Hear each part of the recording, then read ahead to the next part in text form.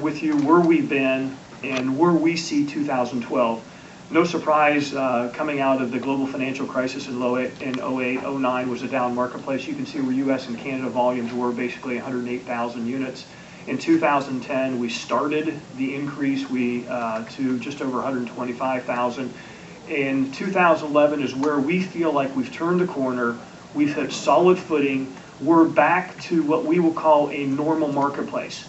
Not in terms of retail sales in 2011, but in terms of production in the second half of the year, which will lead us to our 2012 forecast that we see the U.S. and Canada being about 232,500 units in total. As you can see, I have about 27,500 of those being in Canada.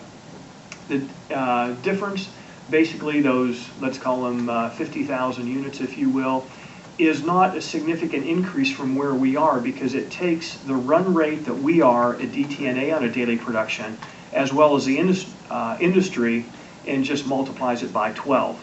So the net effect is maybe an 8 to 10% increase and not a 20 or 22% increase on a run rate. From a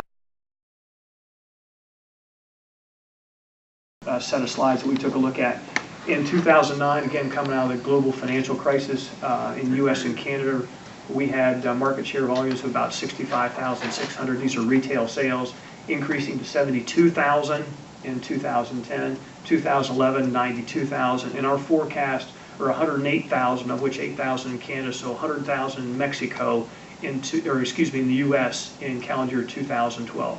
Again, this is our forecast for retail sales, Class 6 and 7 in the U.S. and Canada. When we add Mexico to the picture, it goes to 110,000 because the Class 6, 7 marketplace in Mexico is relatively small. So in NAFTA, Class 6 and 7, 110,000, up from 93,400 in 2011.